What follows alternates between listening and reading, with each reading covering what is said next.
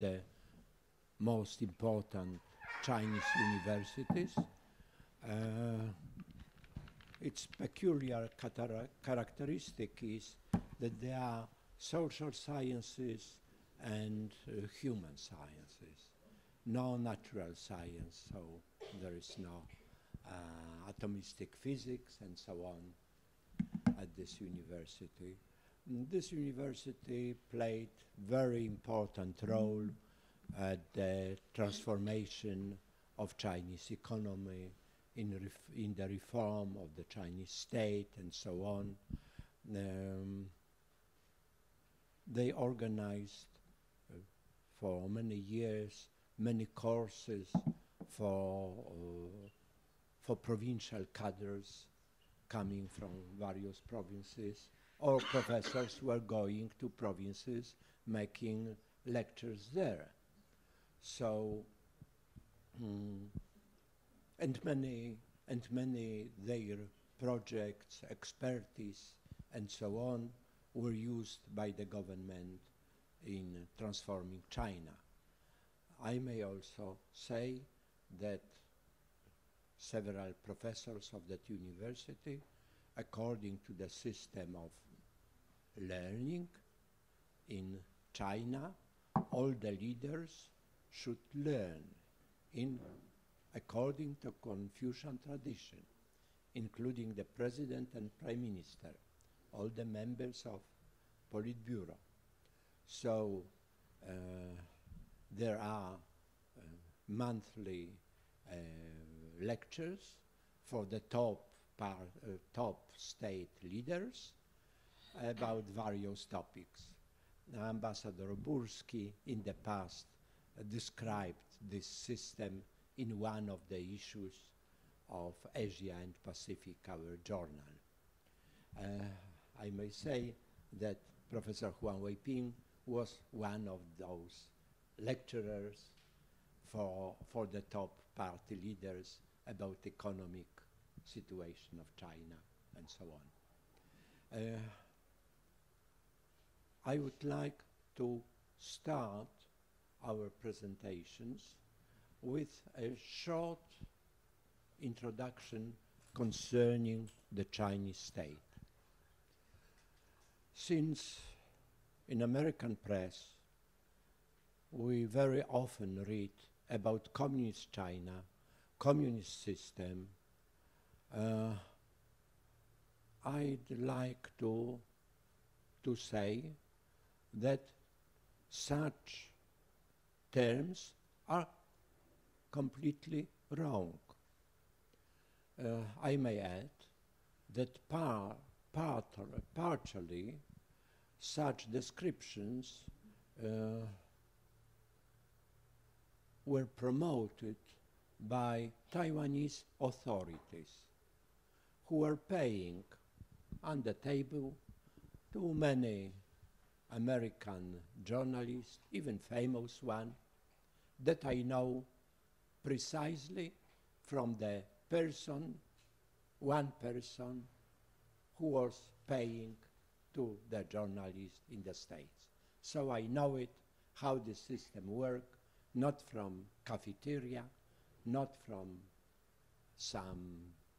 somebody told me, but I know precisely how does it function, how much it was paid to one person, how American press is working. So, and after the Anglo-Saxon press, in our newspapers, you could also read very often about Chinese communist system. Please remember that in China, we had at the turn of the 70s and 80s, we had great transformation, different, of course, than the transformation in Poland, but transformation which changed the political and economic system. Economic system in China was before that, according to principles of communist ideology, was totally monopolized by the state. And of course, communism is impossible with billionaires, with private businesses, and so on.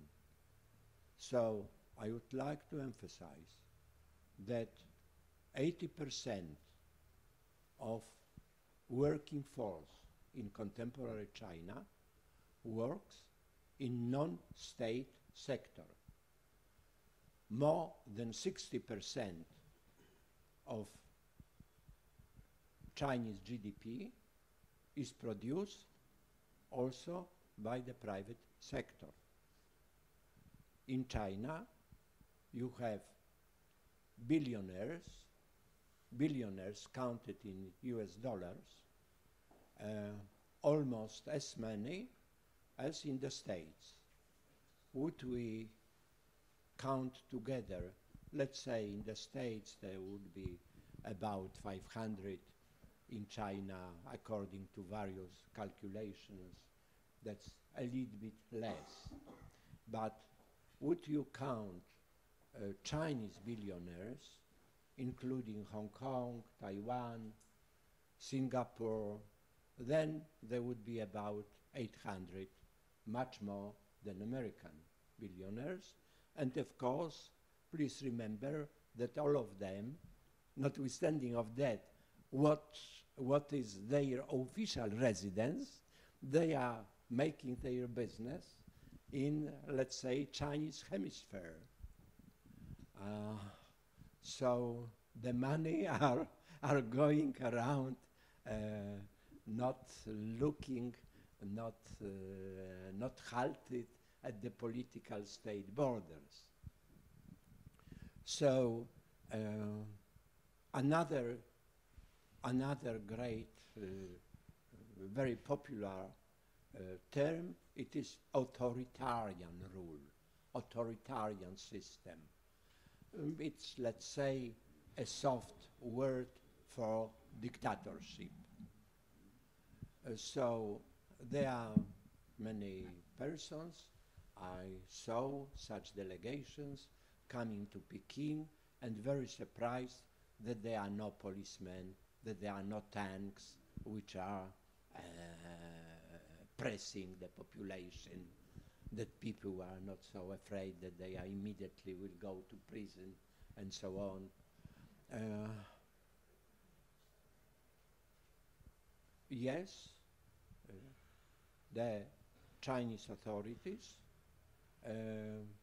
rejected Western democracy, but I would like to remind you that when Deng Xiaoping was coming to power, his main principle was to reconstruct in China, introduce democracy and rule of law.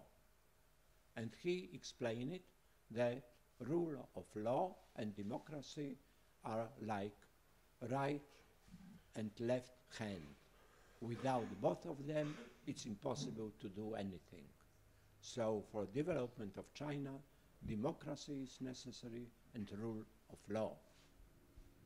As new introduction, since under Mao, of course, there was no officially, there was glorification of the proletariat dictatorship and revolutionary justice, not law.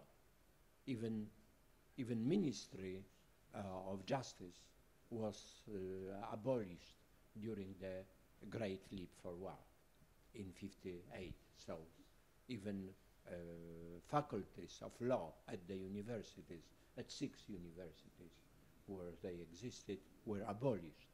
So until Deng Xiaoping reforms, there were no lawyers, there were no cadres, there were no courts.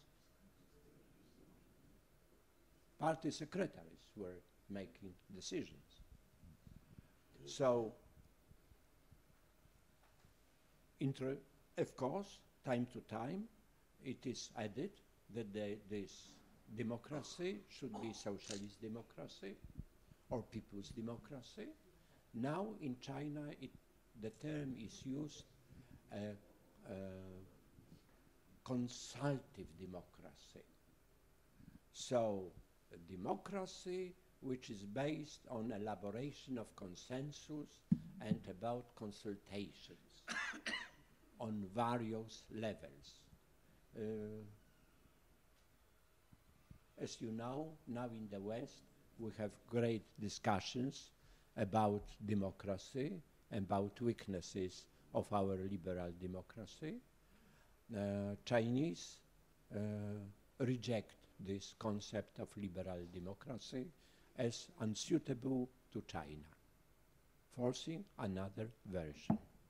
So the difference is not that we beloved democracy and China rejects democracy, but the discussion is about what democracy, what kind of democracy, what kind of procedures should be used in a country which develops so much.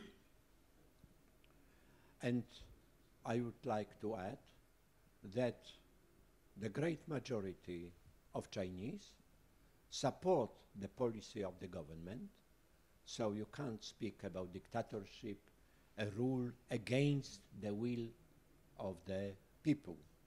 According to American studies, I emphasize American studies,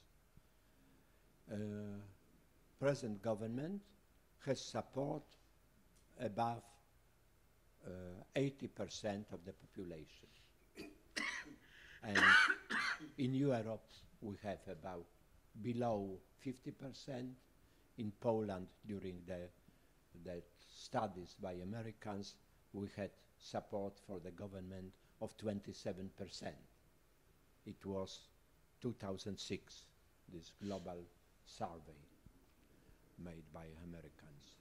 So I may mention that on the first place there was Malaysia with support of the population above 90%. In South Korea, during this survey, it was only 9% of population supported the government. In Japan, it was about 40%. So, and such surveys have been repeated several times with the similar results. So China is one of the countries with the highest in the world support of the population for the policy of the country, which is not surprising because every Chinese is watching how China is developing. And this development is so astonishing during one generation life. The jump, the real leap forward, great leap, to another civilization, to another realities that simply everybody, of course, one less, another more, improve their life. And they are watching how country is developing. So the support is not groundless. It is based on the real situation. Some scholars are saying that in China actually the system should be described as social market economy. As you know, it is the system officially practiced in Germany, written in our constitution, accepted in numerous Scandinavian countries. So, please remember that when somebody is going, even our ministers are going to Peking and they want to make economic deals, they want to speak, first of all, with the ministers of the central government.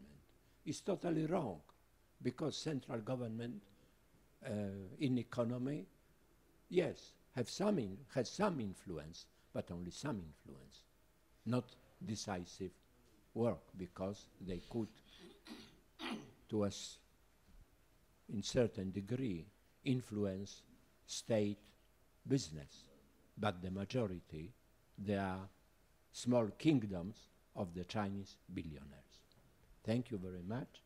I would like now to ask our Chinese guests to speak. Professor Huang Weiping? Yeah. Professor Huang Weiping already visited us, already made a lecture in our library. So that's the second time. Thank you, Professor Gorski. Good evening, everybody. My topic is about that. You see, for my country's development for 70 years, but most recently, since 1978, after reform and open. Here, you could find so many, take care, so many people. China right now still got the largest population in this world. Okay, so it's not so easy to make everyone in China to get a very a better life. You see, this is responsibility for the government. This is very interesting, not responsibility for the market, but the responsibility for the government. This is quite different, you see, here and in my country. So here, you could find most of the people, all the people, you see, just graduate students, not the migrant worker, no, just the students. They want to get job. This is in Wuhan city. You see, most of students, they just, you see, want to get job, and here,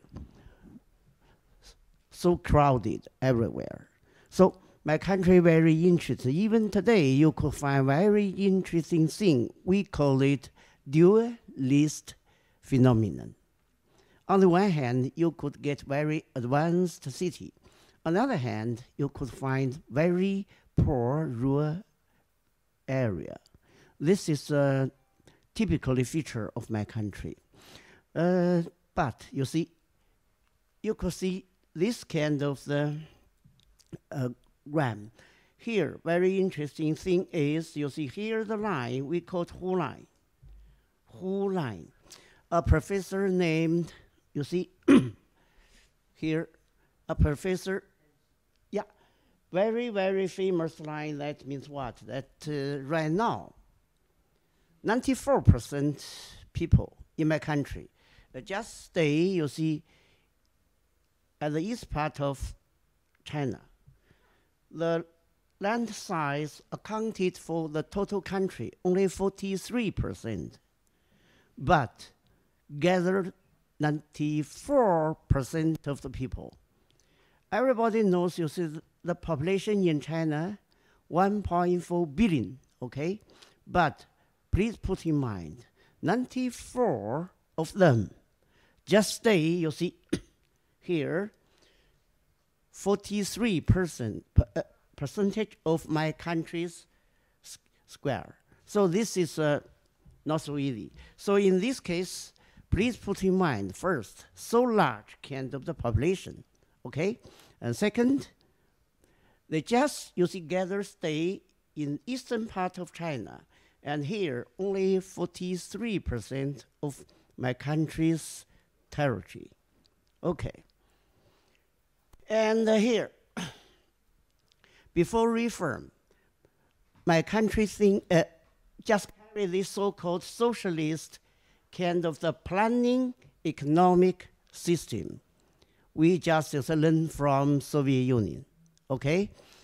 And since 1978, we just began our reform and open to the rest of the world. But before, we just, you see, follow that the Russian style so-called socialist planning economic growth model. But here, you know, in Asia, another we called four tigers, okay, four tigers. They just carry out kind of the market-driven system. So before 1978, we just use this kind of the socialist planning economic system. But after that, we learn from all of this kind of new thing from the rest of the world. That means what? Market-driven system. Okay. Why we could carry out this kind of the so-called market-driven system? Because these great people, Mr. Deng Xiaoping, okay? Mr. Deng Xiaoping gave us his opinion and ideas, just, you see, for 4 Chinese characters: reform and open. Reform and open. Reform means what? Totally change the old system, that means planning, economic system.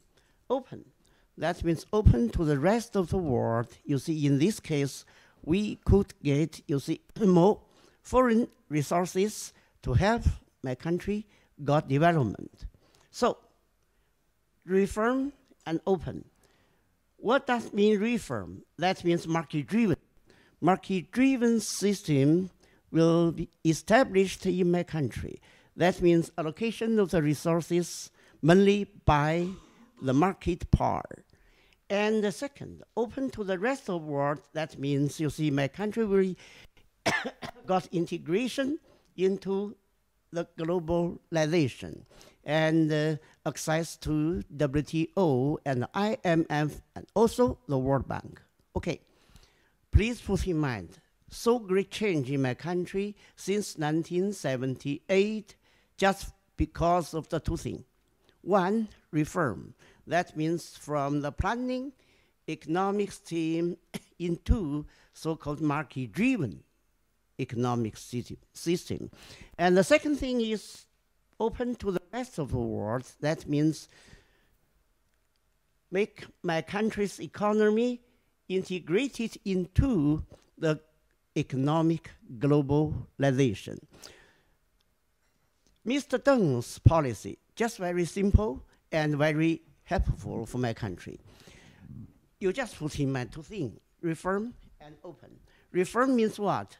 Establish kind of so-called market-driven economy.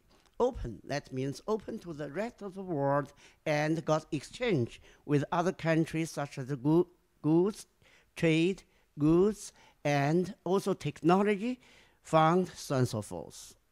Okay. Here, I just give you, you see, the kind of the growth rate in my country during 1953 to 1981. Okay, here, you could find so many times we got, you see, negative kind of the growth rate.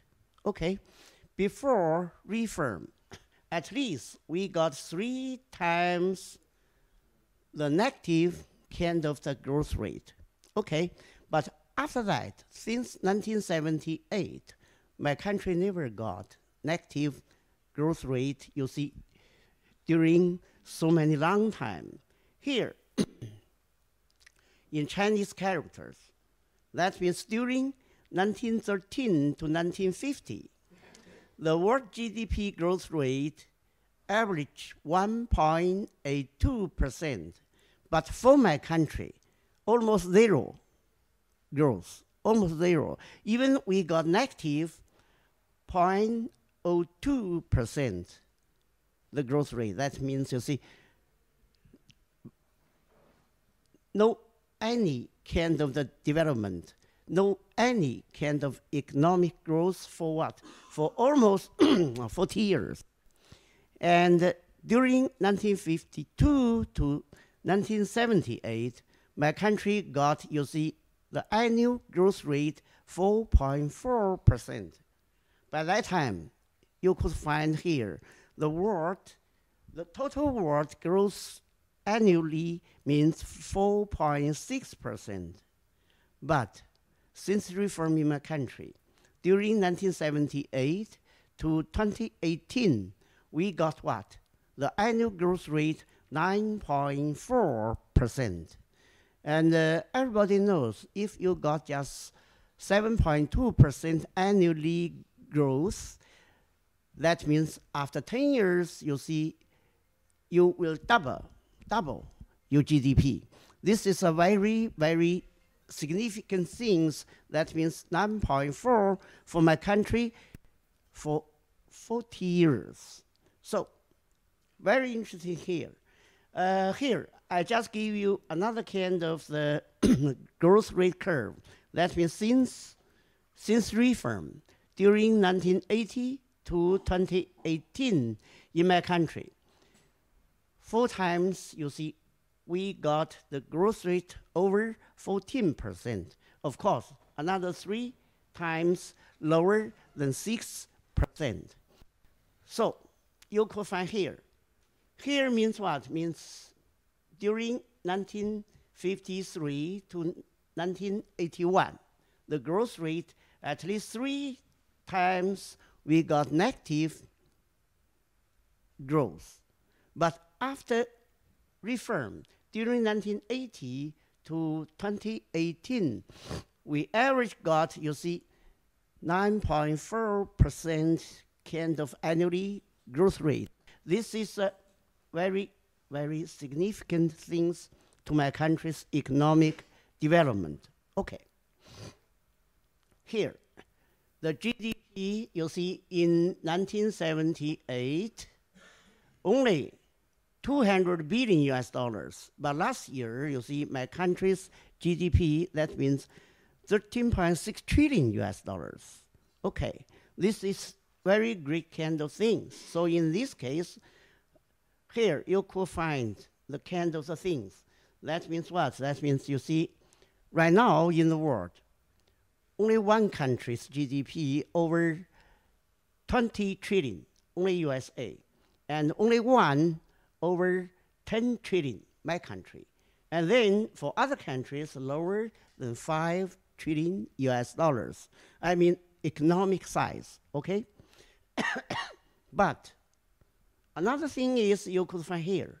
That means what? That means the GDP per capita in USD 1000 here, you could find, you see, the USA with a very large kind of economic size and also very high GDP per capita.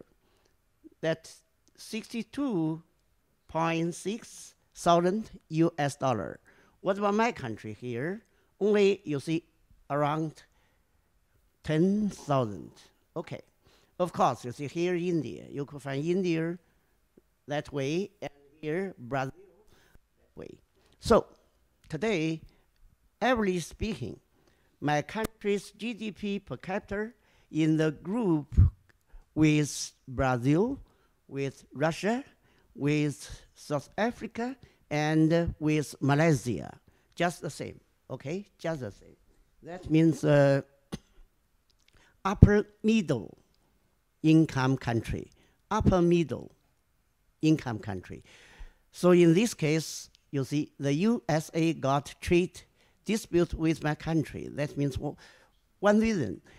Your country right now, not so poor, because already, you see, for the GDP per capita, in the group of the upper middle income, with Russia, with Brazil, with Malaysia, with South Africa. Maybe in the near future's WTO reform, you see, this group will in another kind of the rule, not like today. Okay. Here, I will make small correction. Yesterday, I gave this diagram to the public, but here, 10% just as the statistics of my country. Actually, by World Bank, this is only 6.8%, this kind of things. This, what?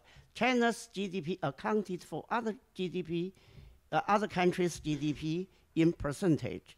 You could find, you see, in 1979, my country's GDP accounted for around 7% of that in USA, but today, 2/3. And Japan also here. In 1979, 1/4. But today, you see 2.8 times around that. So this is a very, very rapid kind of the change. And here, I just put, you see, the GDP of China and the GDP in USA. Almost, you see here, you could find, yeah, the not so clear. I cannot get it. Okay, okay. Here, you see the 2010 here. The 2010, my country's GDP around 6 trillion US dollars. At that time, you see the USA got 15 trillion US dollars. But last year, my country got, you see, 13 trillion US dollars, but USA got 20. So the very great kind of the change. So right now, the GDP actually, my country, 2/3 of that in USA. This is kind of the great forward actually. With this kind of the things, okay, here, the growth rate curve for my country and the USA. Okay, my country's GDP size, something like you see that in USA 10 years before. So you could find here, you see, in the year 2006, USA got only 3% the growth rate. With the same size, my country still 6% over annual growth rate. So in this case, you say, in my mind, maybe during 2030 to 2035, China's GDP size will catch up with that in USA, even over. Okay, I myself with great confidence for that. No any problem. Okay. Here, how we could get this kind of the result. Here, I give you here the green one, that means the coast area. First, Mr. Deng Xiaoping opened this coast area to the rest of the world and established 4 cities as a special economic zone, and then opened 14 cities to the rest of the world. Finally, established a new province, Hainan. In this case, you see the total coast area, we just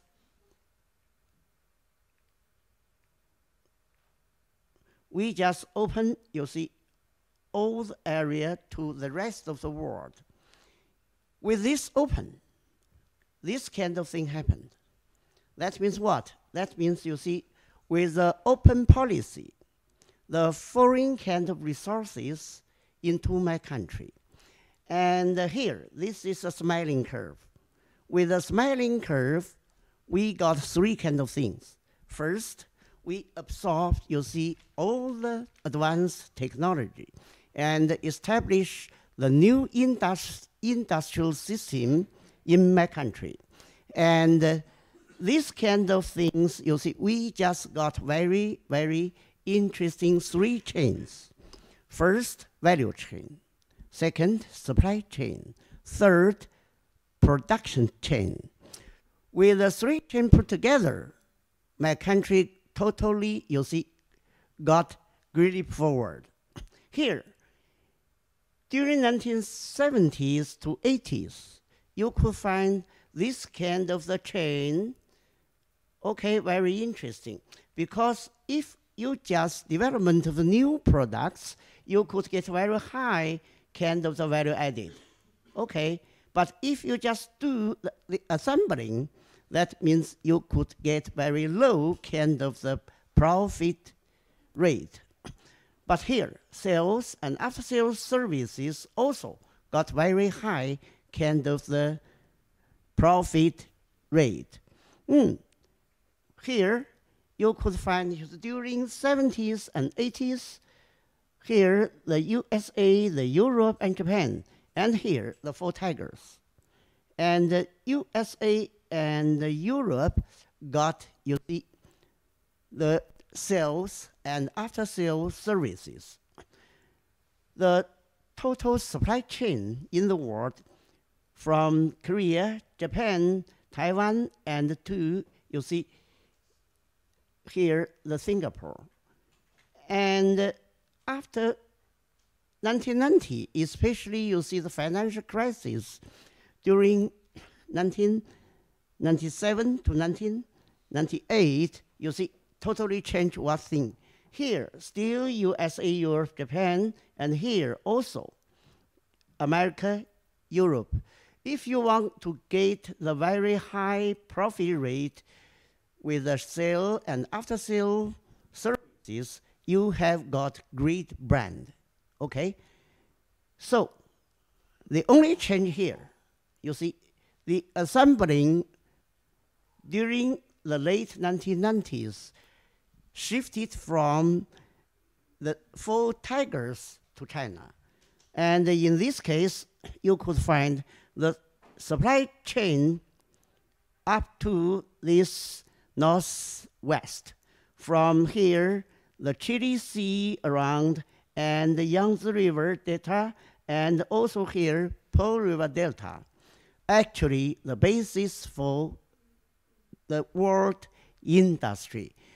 Very interesting kind of things. This kind of thing change what? Change this kind of the situation. We call it trade triangle. Trade triangle in 1980s. China export goods to US and EU. And Japan and other ASEAN countries also separately exported the goods to US and the EU. After that, China as the main assembling country, we just change this kind of the triangle. Here, Japan and ASEAN country exported parts and other kind of the things to China. China just do assembling, and then you see exports the finished goods to USA and EU. So on the surface, you could find most of the trade suppliers in the hand of Chinese, but actually, after that, you see, with buying the parts, with buying the raw materials, China would, you see, distribute this kind of the foreign exchange to Japan and other ASEAN countries. So this world got integration by what? Just by this kind of the trade triangle. Okay. Here you can find, for a car, you get so many kind of parts, and my country do assembling. And the most of parts produced everywhere in the world. Finally, the car finished, and this car may be sold in my country or sold to other countries. So right now, every product cannot say just for one country thoroughly produced from the parts to the finished goods. And most of these kind of things produced everywhere in the world by the division of the labor. This is very interesting. And right now, my country's growth rate a little bit slowed down. Here, you could find, you see, in this century, for the first decade, everything goes smoothly. And then you could find, you see here, a slowdown with the growth rate. Okay. But in this century, because of the first decade, very rapid growth, you could find here. In 2005, my country's GDP here overtook that in France. Next year, in 2006, my country's economic size overtook that in UK. And 2007, my country's, you see, economic size overtook that in Germany. Here you could find 2008, 2009, that means subprime crisis in USA. And we just slow down. And then you could find here, 2010, my country's economic size overtook that in Japan, ranked second in this world. Very interesting here. You see, just in the year 2010, my country's here value added in industry over that in USA. What I mean? That means, you see, right now, my country actually is the largest industrial country in the world, so-called world factory. Now, world factory. But this is a very important thing. With that, you could find we change our country's economic structure. Here, 2018, the tertiary kind of industry accounted for 52.2% of the total GDP. Just changed. And also, how we could get this, you see, the size and the structure changed, you could find here. Conditions for my country's development. Here, the necessary condition, sufficient condition, industry condition, and the regulation condition. 4 conditions to cover that. Okay, how to get sustainable development in near future? That means transfer the labor from rural area to the cities and towns, from traditional sectors to modern sectors. This is very important. I mean the necessary condition for my country's development. That means move the labor from the traditional kind of industry to the modern industry. This is a very important. I call it necessary condition. And second, open to the rest of the world. That means no necessary and sufficient. Here, no open means sufficient kind of the condition. Without open, without industrialization in China, without world factory. So open is very, very important, even more important than reform in my mind. Okay, the third, that means what? That means we just accepting industries transferred from other countries to my country, and also continuously. That means what? You see, most of the industry in my country actually funded by the foreign investors. This is very important. Sometimes in the early this century, 60% of total export by the foreign investor established industry, and 60% of the goods exported to other countries, that means manufacturing goods.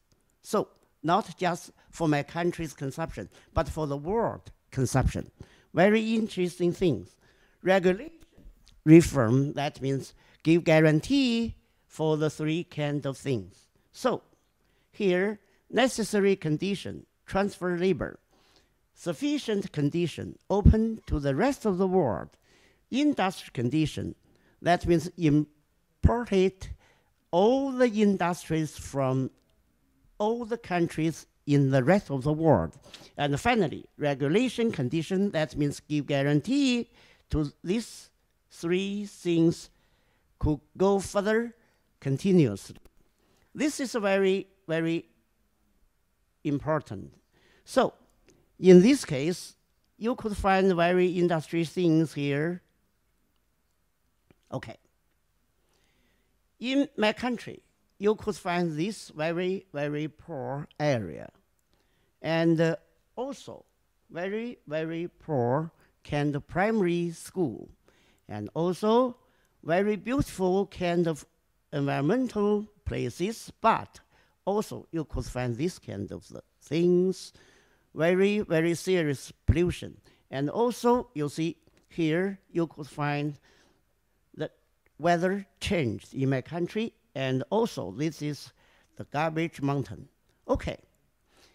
With this, that means very, very backward in my country, but also you could find this kind of things. Here in Shanghai, the Pudong, very modernized city. And also, you could find here, that means the radio telescope. This here, you see 500 meters aperture. And also you could find here, you see, we established a bridge just connect Zhuhai, Hong Kong, and Macau. And also here in Guizhou, everywhere you could find this kind of the highway and bridge. In only Guizhou province, there are 30,000 this bridge established. 30,000. Because Guizhou province everywhere with the mountains. So they have to build up this kind of bridge, 30,000 today. And also, this kind of thing that deep sea detector, and here you see the computer in the world, and here and here. And also, right now we got, you see, this plane like Boeing 737, and here, you know, has been trained everywhere in my country. So in this case, please put in mind, my country right now, just dualist country. On the one hand, you got this kind of high-speed train. On the other hand, also, you could find everywhere in rural area with this kind of the housing and very poor primary school. So today, the income distribution in my country, something like, you see, Chinese character, maybe you know, 2, okay? You understand the 2. For the long one, 900 million people with a very low kind of income. And another, that means 400 million people we call, you see, middle income. And that is sure, that means you see another 100 million, just you see structure, a struggle from the bottom to the middle class, or from the middle class to the high income class. So in my country, some people very rich, such as maybe, you know, some very famous people, Mr. Liu Qiangdong or Mr. Ma Huateng, a rich person. And most of people still very poor. So today, on the one hand, we got struggle with poverty. On the other hand, you see, we have to push this country got more development. But I do believe one thing. During 2030 to 2035, as the total size of my country's economy will overtake that in USA, but for the per capita income should very, very low, maybe even by the end of this century, maybe cannot catch up with that in USA. This is my opinion. And for escape from the poverty, that means my colleague, Professor Peng's, you see, speech. I will say something like that, okay? I stop here? Okay, thank you.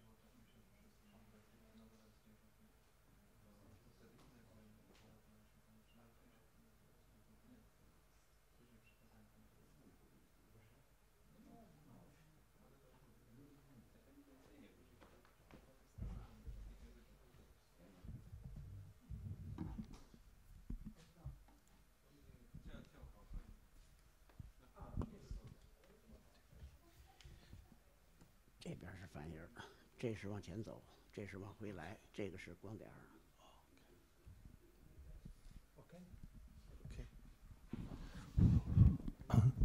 So everybody, good evening.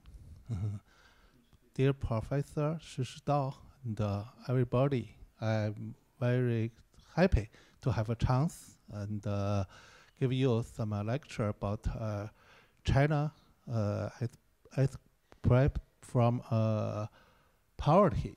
So yesterday we have a similar topic, but I think maybe different story this night. So my topic is 70 years of the poverty reduction and alleviation in China.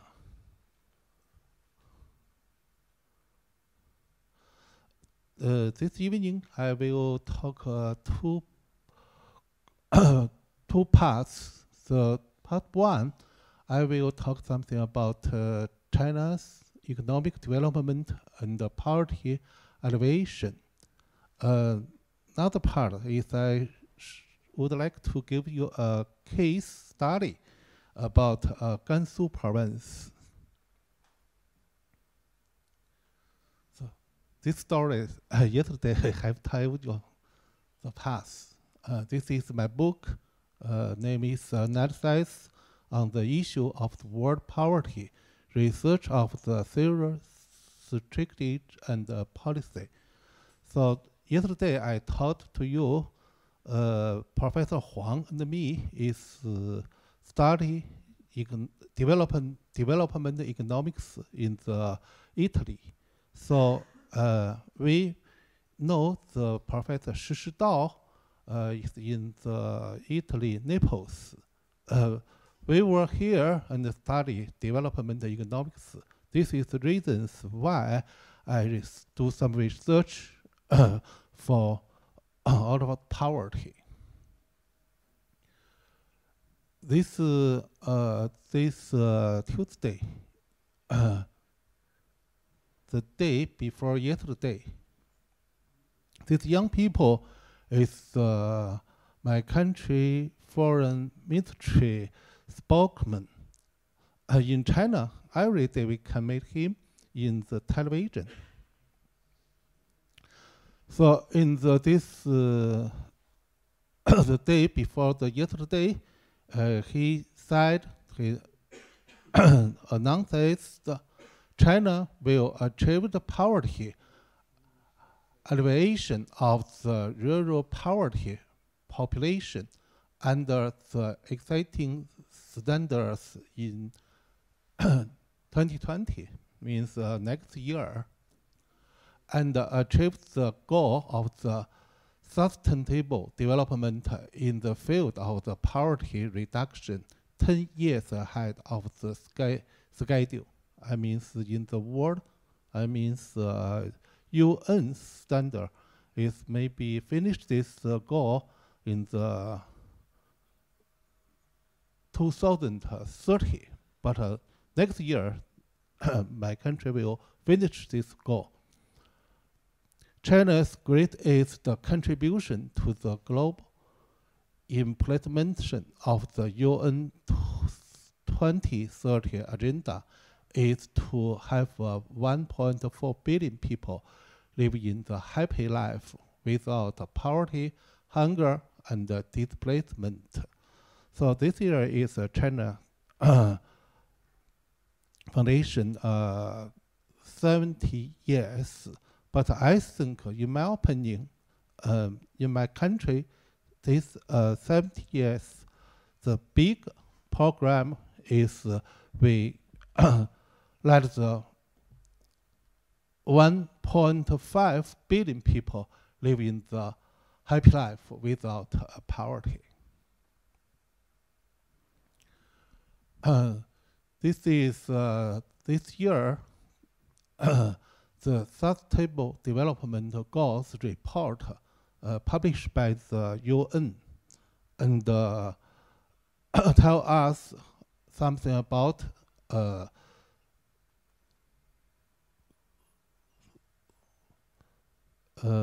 sustainable development in the whole world.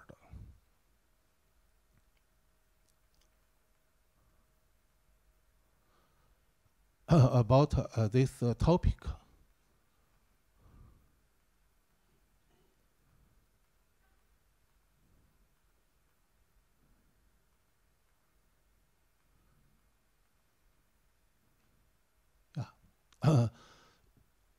You know, in the UN 2030 agenda, we have 17 goals. This is a mention about this year. These 17 goals finish the things. 3, 4, like that, yeah.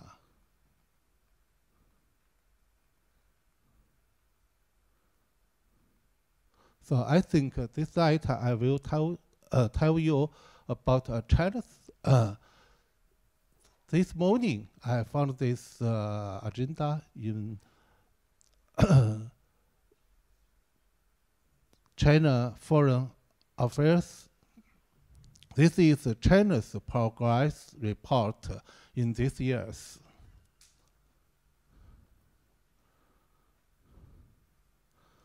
Its goal 1 is finish the poverty in China. This is from 1985, no, 2000, I think.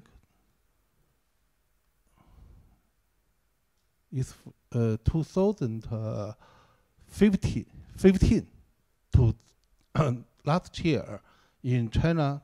The poor people and the poverty is drops very fast.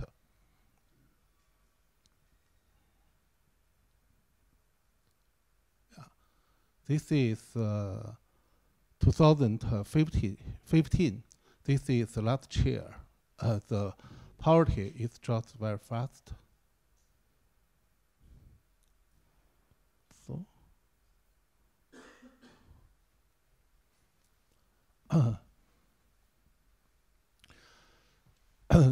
This report tell us in China recent years there are 5 fields take a big program.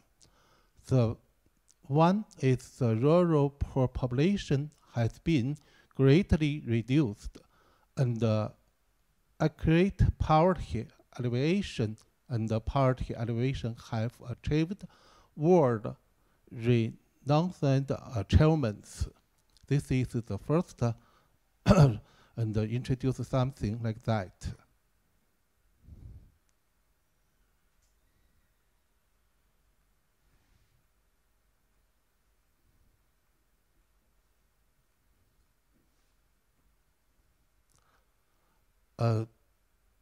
Second is the effectiveness of the regional poverty alleviation. Just now, Professor Huang tell you in my country, the regional difference is very big from east to west, and the race and to very, very poor. This is described in recent years in China's regional poverty, how to resolve this problem.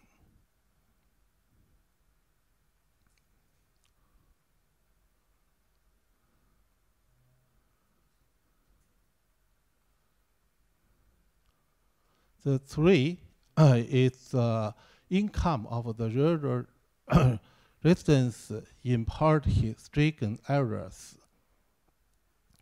In China, now we have 14 stricken areas. It's very, very poor. Just now, Professor Huang showed you some picture in the these areas. School is very, very poor. When I was a young boy, I go to a countryside. I work as a teacher and teach the children study. This classroom I'm very, very know, but now it's a big change.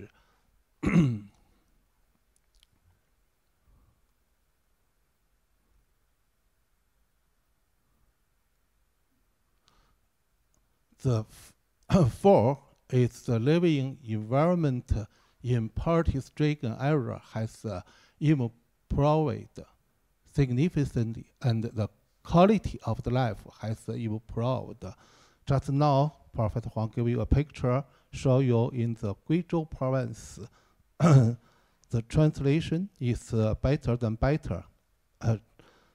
Next, I will give you a Gansu province example and tell you in the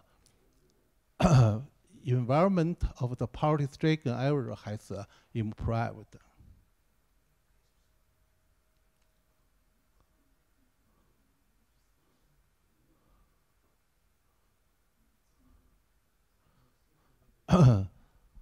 The finally is 5.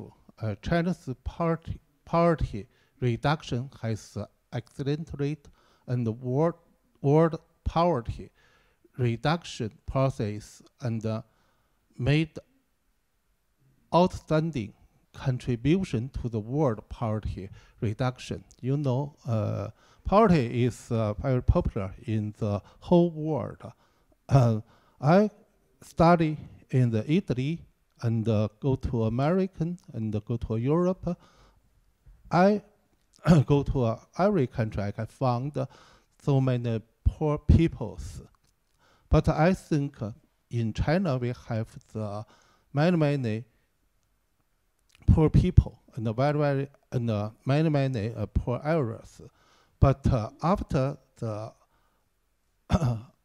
reform and open up, China become better than better. The first change, a big change, is the elevation the poor and poverty.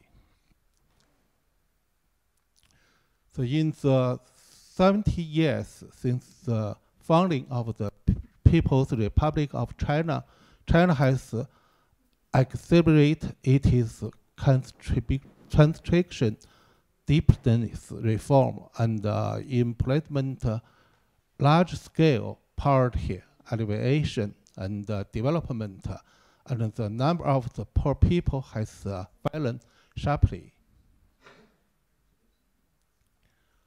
So I think this is 5 fields and described after my country.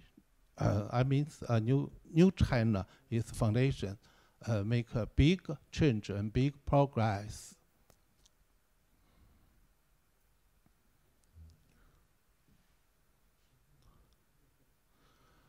Second part, I should give you a case study about Gansu province. But in fact, this case study is done by England PhD students. But in my country, this story is very popular now.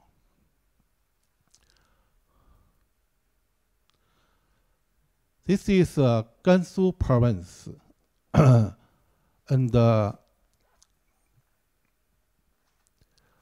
Gansu province have 26 million people, and GDP per person is 4,735. It's a very poor province. Gansu is very poor for a reason. On the one side, you have the massive cold Tibetan plateau. On the another side, you have the Gobi Desert. This is inside is very, very difficult to live. This is a village here. The very high mountains is around this village. So have a look at the following picture. This is what a typical village in Gansu look like. I think last week Professor Huang go to Gansu province, gave the students a lecture. In the last month, I also go to Gansu province. Like this, everywhere you can find the village like that. It's very, very poor.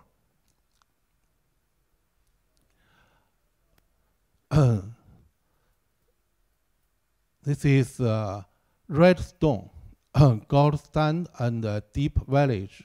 Gansu is the Nevada state of China.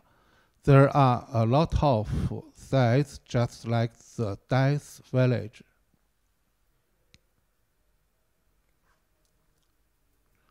So imagine you are living here, you grow your food in the village, but you have virtually not rainfall at all.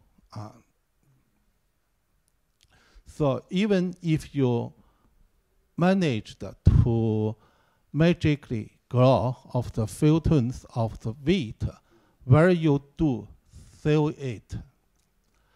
In the nearest city, there is a fine.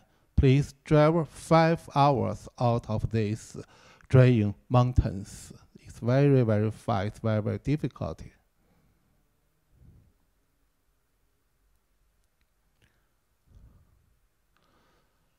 But my government to address this problem for the 13th 5-year plan from 2016 to 2020, the central government has poured a huge amount of the money in the building expressway and railways across the God of the Hill.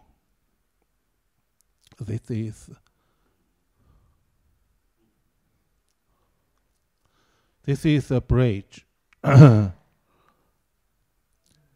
the problem is building what kind of bridge, and what is more, they are now building level 5. It's a very high quality.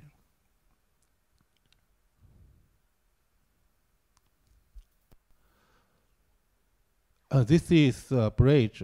It's building by France. Here is the example of the level 4 bridge, level 5 bridge in France. Short and length and high. You have to rush down, cross the bridge, and climb up and the mountains. Means it's from low to high and high to low.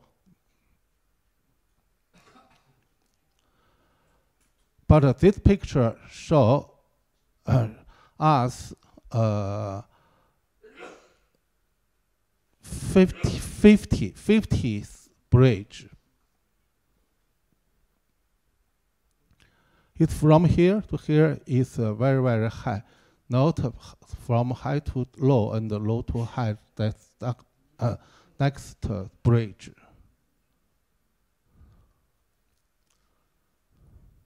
But this level 50 bridge is very expensive. So means you should pay a lot of money.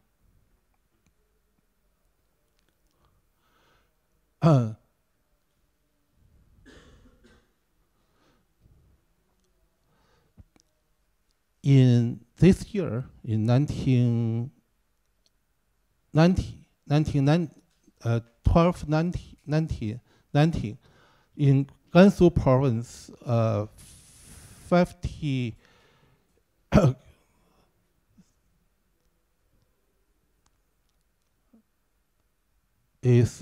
has exercised 4,242 kilometers, which is even longer than Moscow.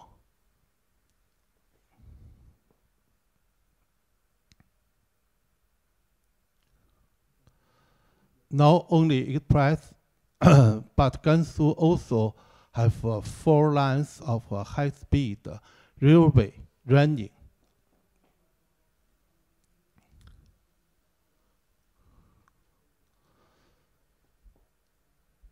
For in the next 15th 5-year plan from 2021 to 2025, the government will promise to connect every prefecture city in Gansu with a high-speed railway and expressway.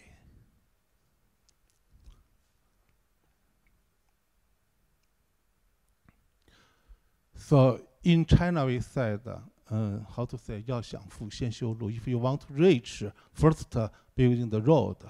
The Gansu province give you a very good example. So the means is in Gansu province, it's very poor, but now central government give a lot of money and building a lot of road. So one side he also maybe very poor, but another side in the future, not very far, maybe can become rich and rich.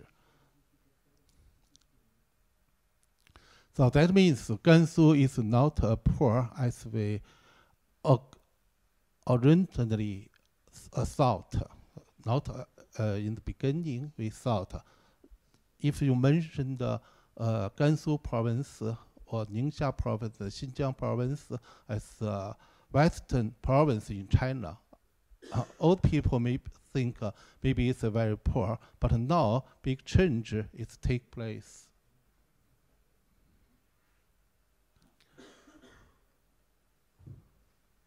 I think that's all for this night. I will tell you. Thank you.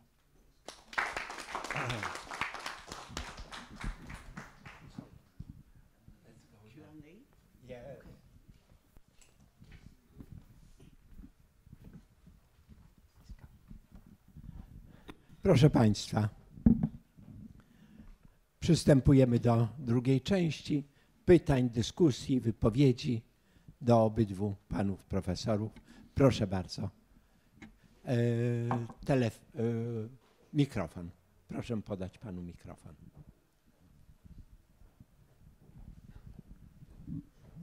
I zapraszam tu na żółty dywanik.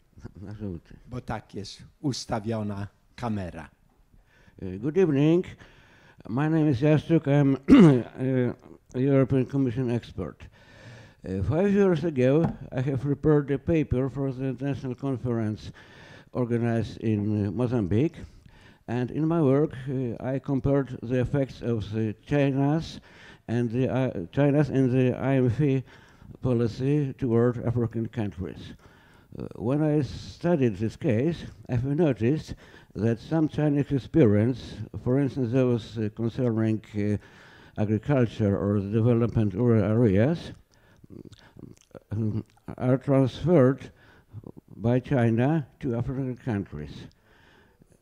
So my question is China going to further develop this kind of very useful and very important cooperation with relatively less developed countries? Thank you. So, yeah. Thank you for your very valuable question. You see, China right now in Africa, the most of the job is to do the infrastructure kind of construction. Because right now, you see, by the year of 2030, that means, you see, we should complete the so-called, you see, the sustainable development goal. And the first purpose, the goal, that means no poverty. And right now, most of the poverty just in two places. One in India, Pakistan, and Bangladesh. That means the South Asia area. And second, that means in Africa. Right now, there in Africa, 600 million people, no electricity, no power station, even though this, you see the lamp. This is a very serious problem. So my country there just do something to do investment in what? In infrastructure construction, such as you see the road, the bridge, the very basic thing. With this infrastructure kind of the construction, I do believe that maybe lay the foundation for the future development of Africa. This is one thing. And the second, you see, we Chinese just there to establish kind of the telephone system, the mobile phone system, with a very cheap kind of the smartphone. Okay, the brand means Chuanyin. Maybe you just know the Huawei and maybe Samsung, but it's a very, very cheap and very simple kind of smartphone there. And in this case, communication, very important. You see, first, kind of the road, kind of the bridge, and the second, that means this kind of things, you could get information equally. So in this case, maybe could give the help to the African people. But maybe in the future, with the infrastructure construction goes well, maybe some capacity of production for steel, for even for electronic kind of products, maybe shifted from China to Africa. This is maybe the next stage, but right now, just you see, the infrastructure construction first. Thank you. Thank you very much. What's the next question?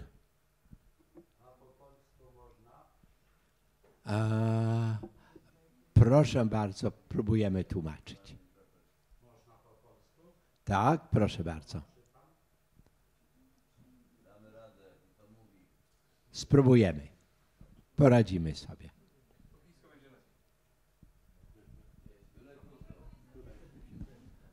Prosimy na dywanik żółty.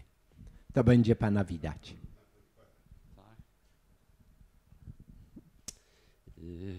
Nazywam się Ryszard Ślązak, doktor Ślązak. Mam parę, większość, troszkę zapomniałem angielski, mam tremę po angielsku mówić, bo od paru lat nie ruszam się poza kraj. Ale powiem szczerze, że w 2014 byłem w Szanghaju. Byłem na 2 waszych uniwersytetach i zazdroszczę wam uniwersytetów. Proszę sobie wyobrazić, że jeden uniwersytet... Please allow me to translate it. For several years I did not visit foreign countries, so I do not practice English, so I am a little bit shy to speak English. But I visited China.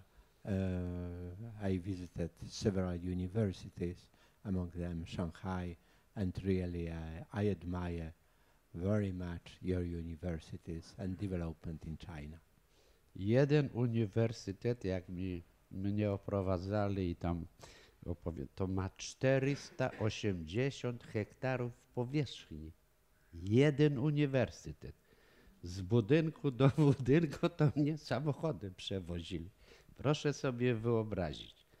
One of the universities I visited had 480 hectares of space. So for us, it's enormous space. From one building to another building, you have to go by car. A przy okazji powiem taką ciekawostkę. Chyba ze 4 lata temu była to moja, przepraszam. Nie wyłączyłem.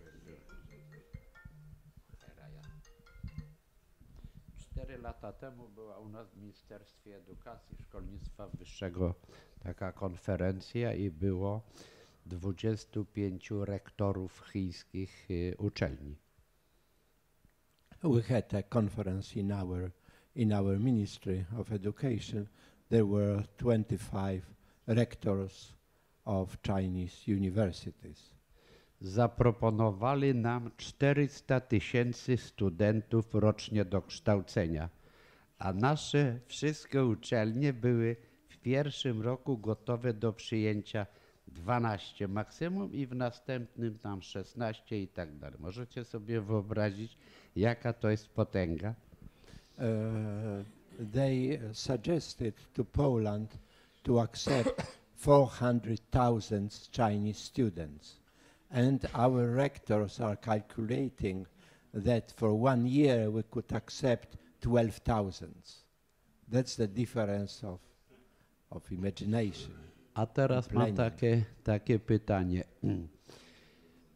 Dlaczego jest taka poważna różnica w polityce gospodarczej chińskiej, wewnętrznej i zewnętrznej, która przekłada się w różnorodność? Jak patrzyłem na to z czego to wynika? Ja rozumiem, że to jest ekspansja, prawda, na zewnątrz i potrzeby bilansu płatniczego, zdobycia obcych dewiz. To jest jedno. Dwa, powiedzmy, jakie są, jeżeli panowie coś wiedzą, wasz jakiś program wieloletniej współpracy na przykład z naszym krajem? Moment. I would like to ask first of all about the difference between domestic economic policy and foreign economic policy. What's the main reasons for that? As I understand, China needs foreign currency.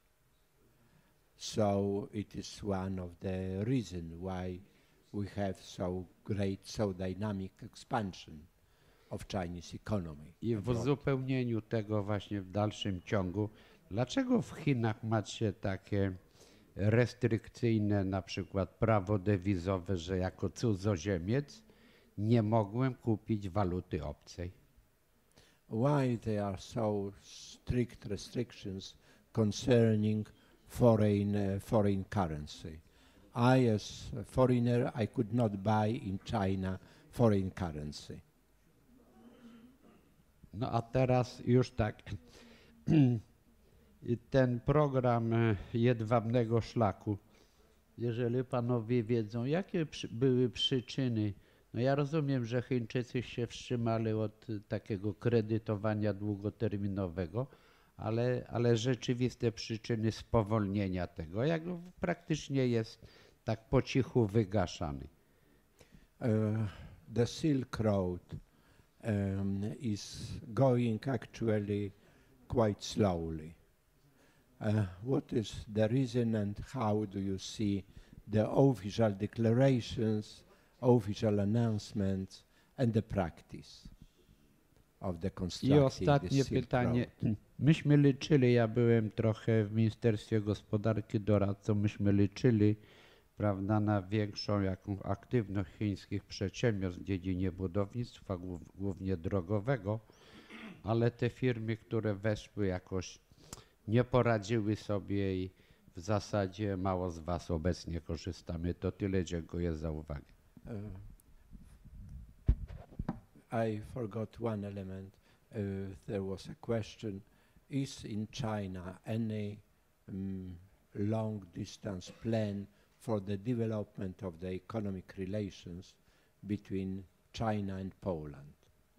The last question was,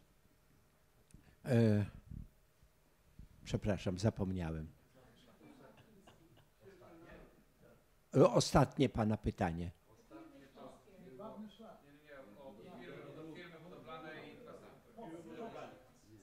A, firmy budowlane. Pytanie, tak, już jasne.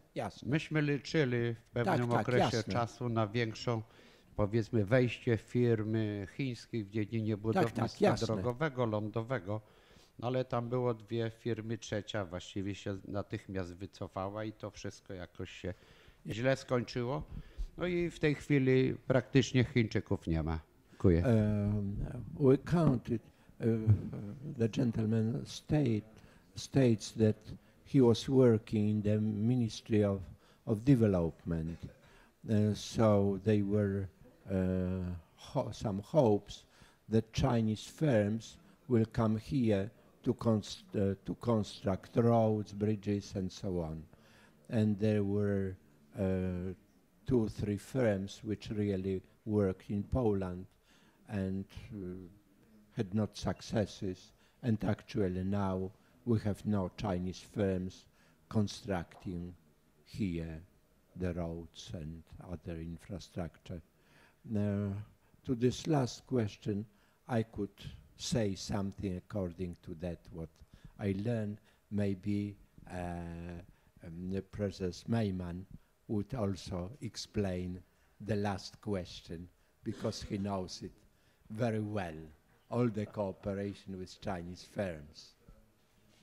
So if you like, maybe you will start with this question because our guest from China will answer other questions.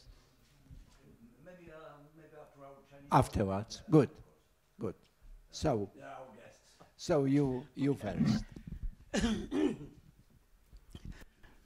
Thank you for your question. You see, for every country, the foreign exchange system just into two parts. First, for current account, and second, for the capital account. Since 1996, my country opened the current account. That means, you see, for right now, for each Chinese, they could no reason to change 50,000 US dollar each year. No reason. You just with your ID and you could change 50,000 US dollar in your hand. No any problem. But if you want to buy the apartment in Poland, no, you cannot change the foreign exchange and send to Poland to buy the house. This means investment. That means a capital account. Today, capital account, we still, you see, pay much attention and to control. That means to fear, that means capital free, okay? So in this case, you see, just put in mind for two accounts. Current accounts, no any problem. For tourism, for import, for other kind of things, no any problem. But for capital account, not only my country, a lot of countries in this world control this account to avoid, you see, the capital free, okay?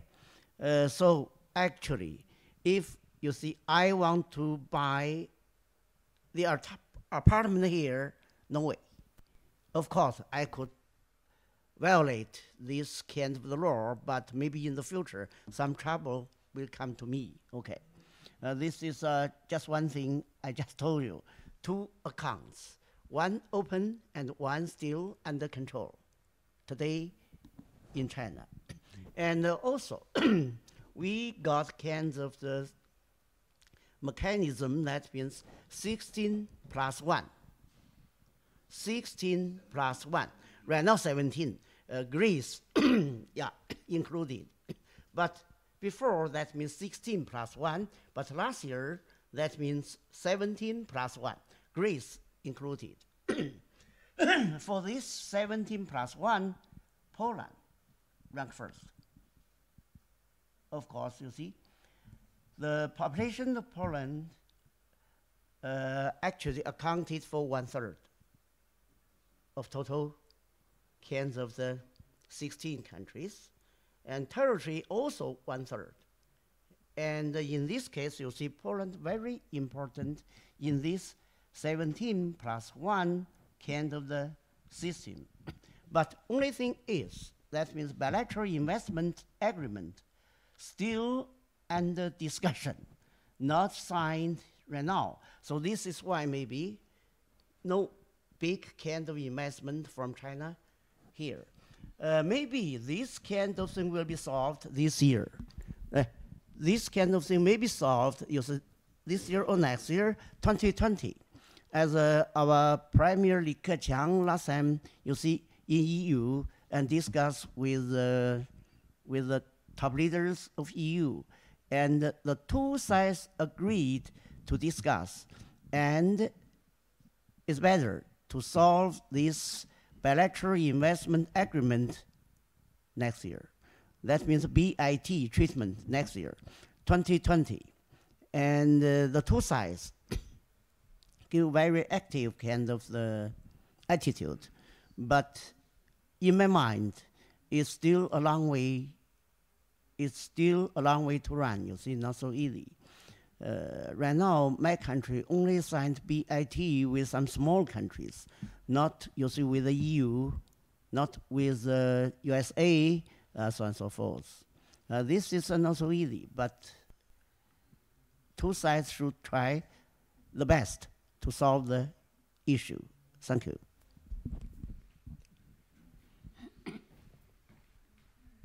Professor, I'm very happy to follow you, and first of all, I'd like to thank you for this very exciting evening we have together with you. My name is Slavomir Majman. I'm Senior Visiting Fellow, Renmin University. Let me start with the answer to a question with some general statement.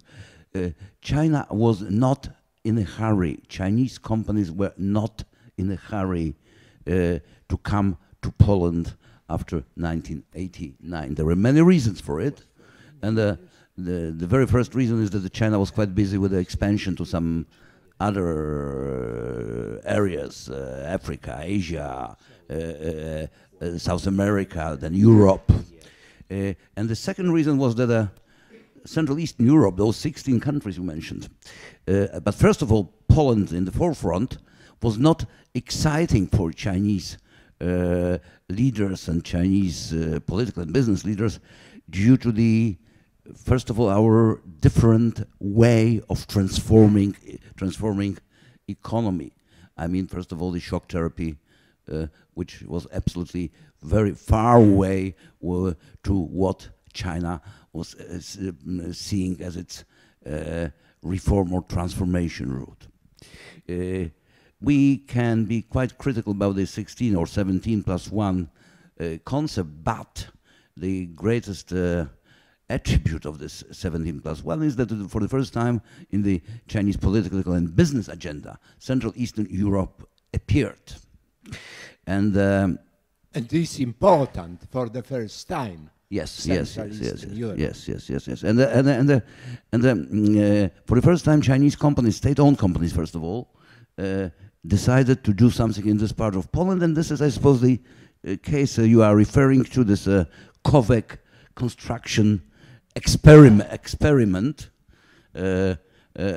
which was a total failure, and which I always teach my students how not to enter European market. How not to enter European market, because all possible Chinese, all possible mistakes have been made by Chinese at that time. I'm not going to talk about it too long, because it was first of all the concept of direct transforming experience, which made them successful in Africa into conditions of European Union. It was ideal concept that, okay, we shall win tender, put some figures in, but then we go to minister and say, no, minister, we were a little bit mistaken. Anyway, despite the support of Polish government, they failed. Why I'm mentioning the support of the Polish government? Because we really wanted Chinese to do this job. As our partners in the European Union were not very happy that such an important part of the highway construction in Poland was given to the Chinese company. And we cannot say that Chinese companies are absent as far as the infrastructure in Poland is concerned. They are not very active, but they are not absent. We have here Madame Yang, who is practically working with the Chinese infrastructure companies here in this country. And I'm sure Yang will share with her practical experience. Recently, 7 tenders in Poland has been won by Power China. 6 tenders in Poland has been won by Peng. Can you imagine any Chinese company winning tender in Germany? Can you imagine any Chinese company winning tender in France? In Poland, it happens. In Poland, it happens. But the final thing I want to say, answering your question, is that China is not dramatically interested in getting into Poland. China is not dramatically interested in the expansion to Poland.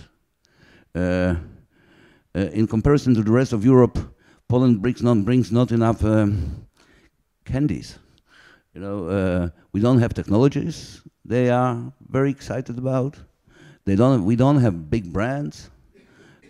That's why if we compare Chinese interest in Germany or even in Switzerland or Austria, this interest in Poland, which is 40% of demographic and economic potential of 16 or 17+1, this interest is, how to say, so far moderate. And the last sentence, it's this time, thank you, I got this mic, this time it's about your introduction, the most charming Professor Gawlikowski. Your introduction was in a very sharp conflict with President Xi Jinping is saying. Because on the 19th Party Congress, President Xi Jinping very strongly emphasized that China is a communist country. And secondly, democracy, the democracy will not fit into Chinese model of development. That's why you disagree with Xi Jinping. Thank you.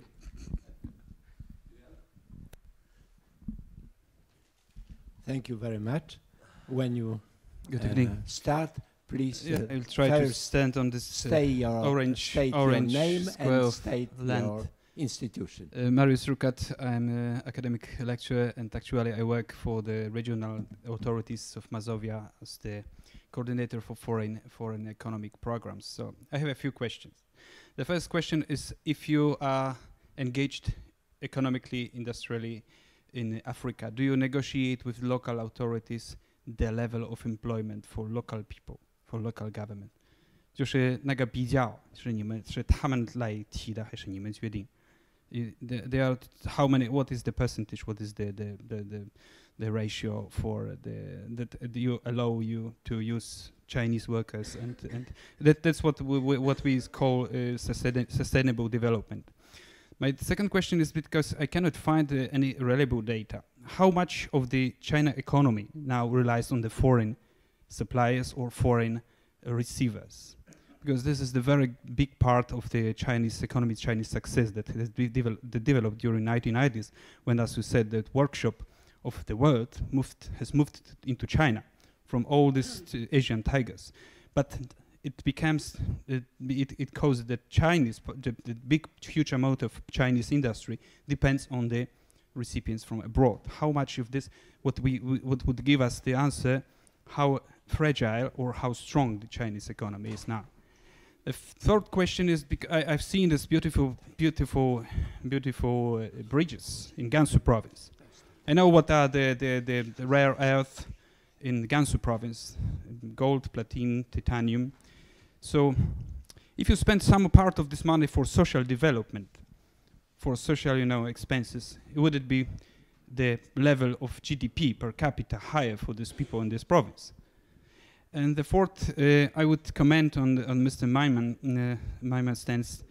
I know that China has invested in Ukraine about 6 billion euro, in Belarus about almost 10 billion euro, and in Poland it is still not proved, but it's probably about 1.8 billion euro. It's true that the market is completely different, and I understand what happened, why these markets are different, and why the investment. Yeah, the reason is the industry structure and the economy structure. So, but do you think that it is still possible to enter so strongly in Poland, in Central Europe, with investment, especially foreign direct investment, like you are in Germany, like 27 billion euro now present? Thank you very much. Okay, thank you for your question, you see. Actually, the Chinese county run their business in African countries. The first thing that means follow the law of the country. If the law gives the kind of the percentage the local worker should be employed, that we just follow that, no any problem. If not with the law to set up these kind of things, then you see discuss with the foreign partner. But generally speaking, for the technician, yeah, always you're sent from China, because you know the situation of that, you see, African countries. So in this case, it's most of the technician, the engineer, just from China. But for the local workers, yes. If the law got this kind of percentage requirement, we just follow that, okay? This is a kind of things, okay? But you see, because without this kind of BIT between China and the EU, that a little bit difficult for my country, you see, to get great kind of investment in EU country, especially in the 17+1. This is not so easy. With that kind of the BIT, that means we got guarantee. We got protection by the law. So in this case, no problem. So you could find right now, you see, for the foreign company in China, you could get guarantee and you could get, you see, protection by the law. So in this case, we just hope BIT as soon as possible to sign. I was told, you see, maybe right now still in discussion. And maybe next year, this issue will be solved. All depends on. But I know it's a long way to run, not so easy. Yeah. Very complicated kind of the things. I know that, you see. Maybe Ms. Yang know that well, maybe. But information reached me, that means not so easy. Okay, thank you.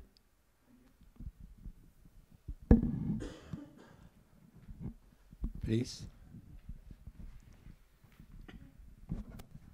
Danuta Marciniak, good evening.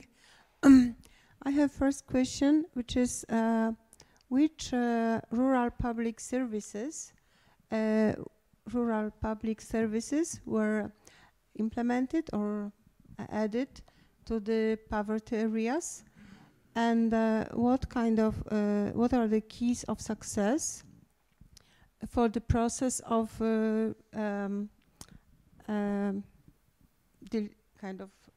so the poverty does not exist. Which are the keys of success where your government is going to start with this process? These are the two questions.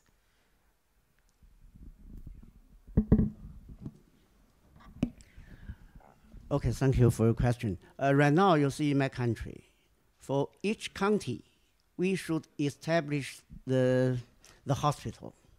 Because right now in my country, the ranking for the hospital in 3. The first class, second class, third class. The third class means the toppest kind of the hospital, okay? So in this case, for each county with a certain condition, should establish the second class hospital, okay? And in town, should establish the first class kind of the hospital, and in village should get clinic. So in this case, this is a so-called social service system, at least part of that, okay? And also, in my country, you see, you know, right now the aging society already appeared. So this is a big problem.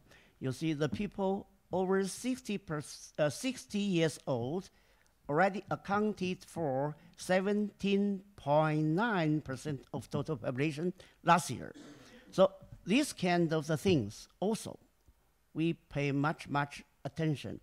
Actually, you see, in city, the people over 60 years old could get free for the bus kind of things. But this for rural area, we just got a little bit kind of development because it's a long distance bus. Sometimes just give the discount, but cannot, you see, free. So in this case, in my mind, you see, the first thing first, that means medical care, very important. And second, that means, you see, rural area, we just, you see, for the primary school, not in the village, but in the towns. Students, you see, the small children, kids, just stay in the town. And daily, they learning, you see, the courses in the evening. Some special kind of teacher just take care the daily life, okay? This kind of thing already popular in my country. That means, you see, we put together the primary school for one big one in town, but not in village. So this is kind of social service, step by step, you see, first medical care, second education, and maybe could help the aging people in the near future. Thank you.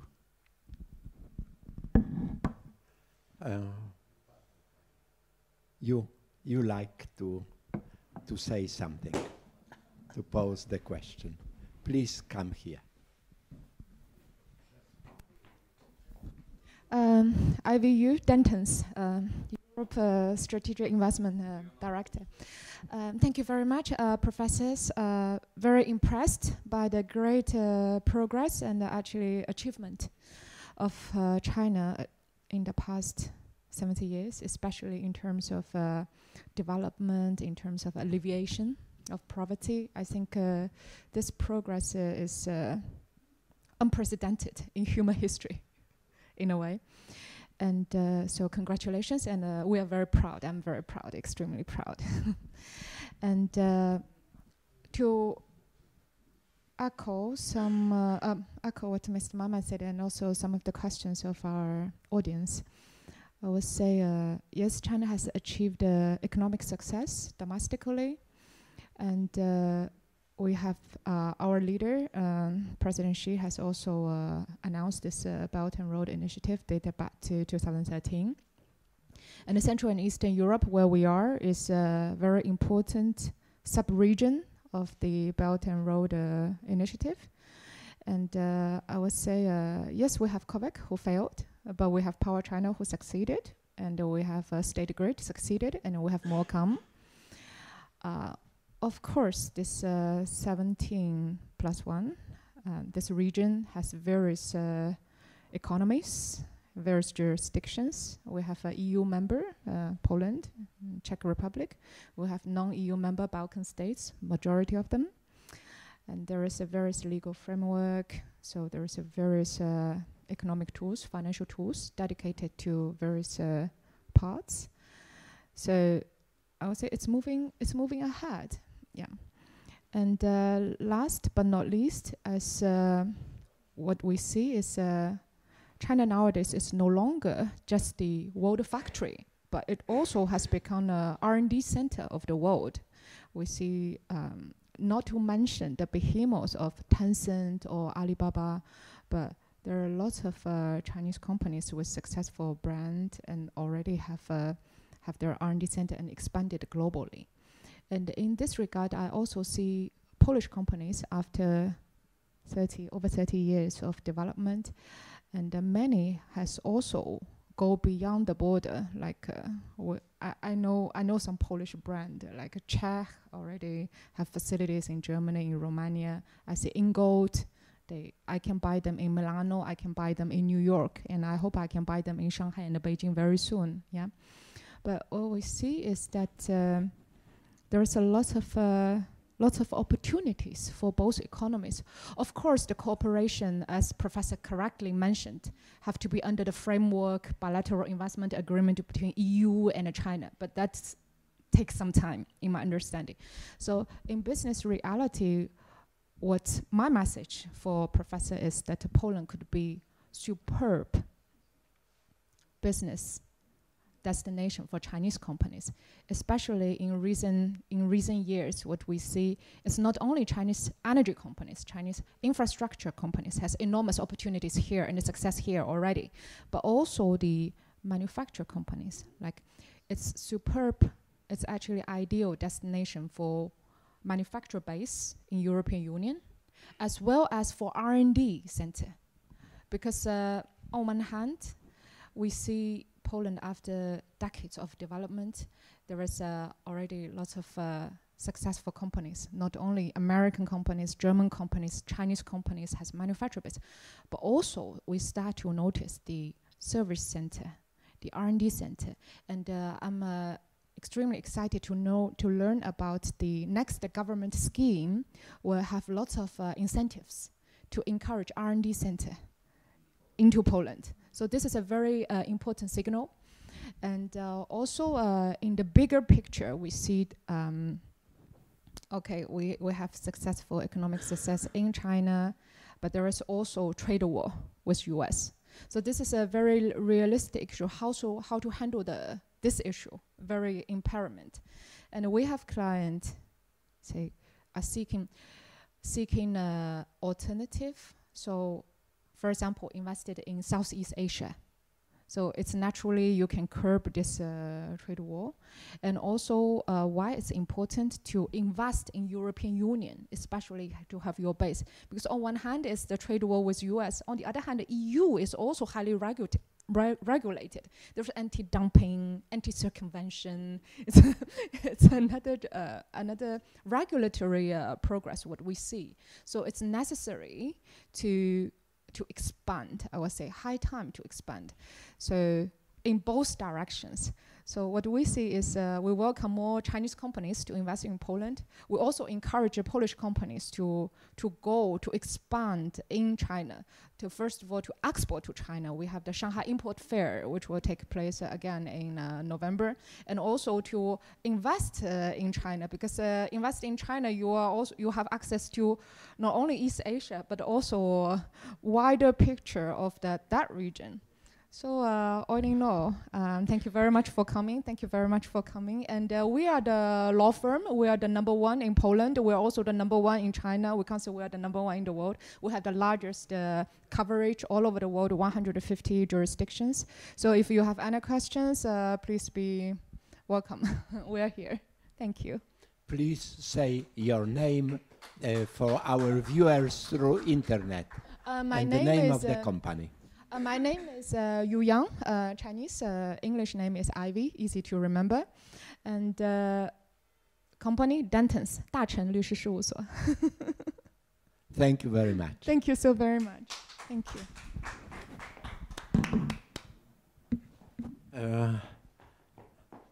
The end of our discussion is coming, so I would like to say a few words concerning the remark by President Maiman. In my discussion about Chinese political system, I put aside the ideological problems, because political ideological declarations, that's quite particular sphere. You could see in our Polish history of the last 30 years how many ideological concepts they were put as official concepts by the parties. And I know how complicated is politically situation in China. I used mostly the Marxist concept to the communists. Why we do not believe the communists themselves? It is fundamental element of Marxism-Leninism that the state has to be owner of the means of production. Yes? Working classes. That's the most important. social ownership of the means of production. So if you have no means of production by the state, there is no communism, very simple. Of course, there could be some additions. For instance, Professor Kołotko is adding a plan economy versus market economy.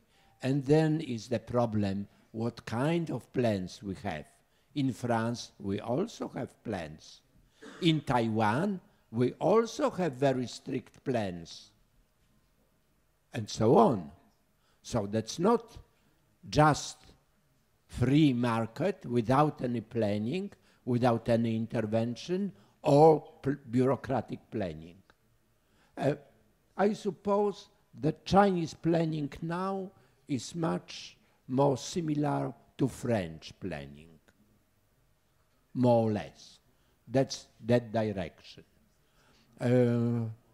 Of course, other element you may consider. I can't imagine communist system accepted by Kremlin secretaries with billionaires in dollars. Could you imagine the Soviet Union with billions of dollars, billionaires, hundreds of them having their own empires?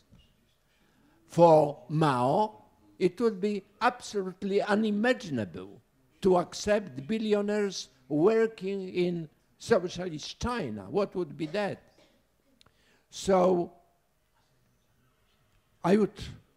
we may go on with that.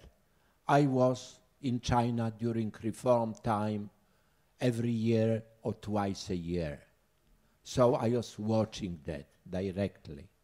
And I must say that when I was arriving in early 80s, when I saw so many poor people on the streets, invalids of the Korean War, just asking for money because they remain without anything, any salary, any rent. Then the schools, so costly, even primary school in the villages, when you have to pay so much. No medical service in the countryside for so many years. You have no money, you may die, simply. No any hospital is taking you.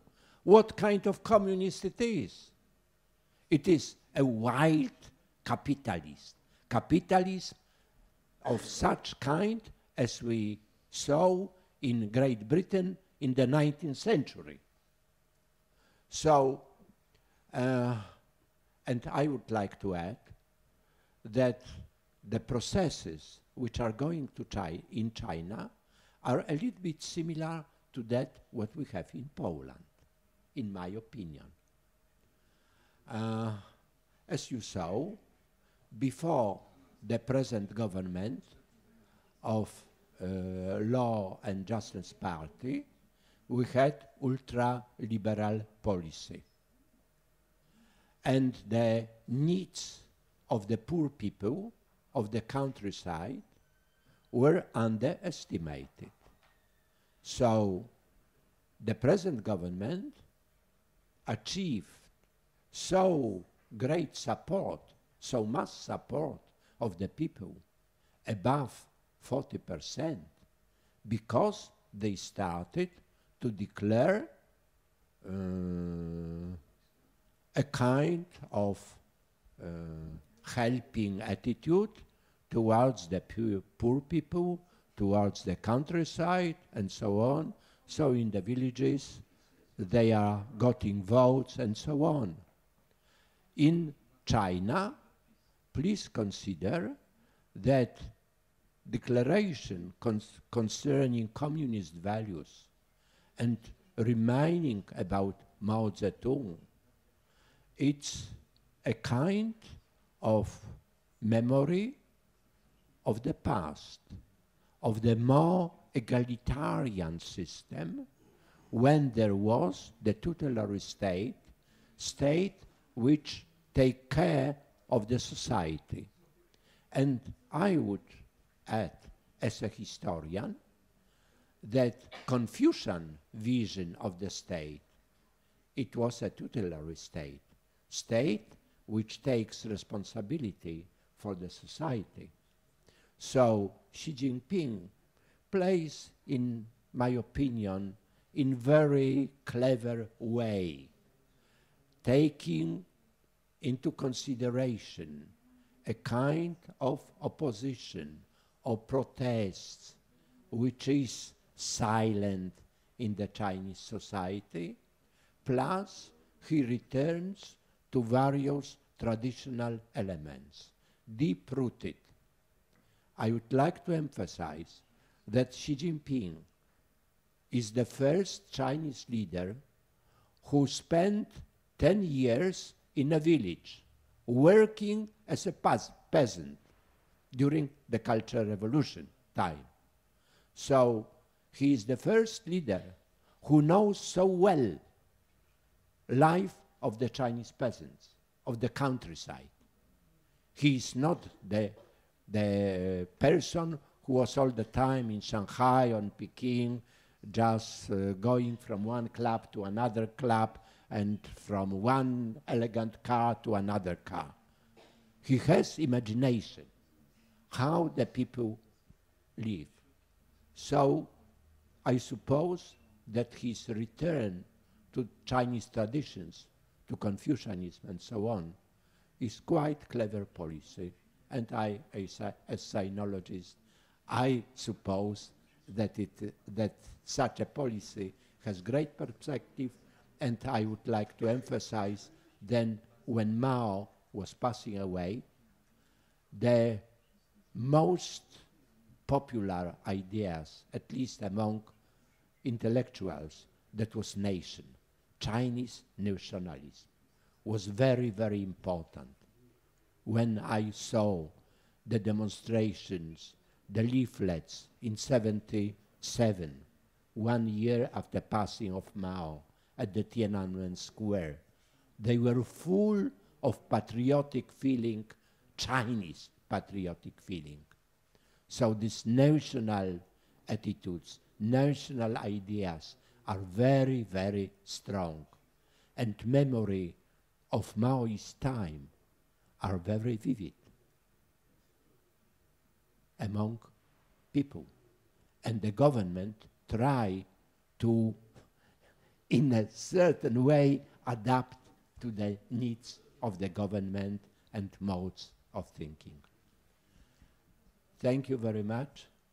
If there is no any other objection, I will express my great thanks to our guests, Chinese professors, for their explanations.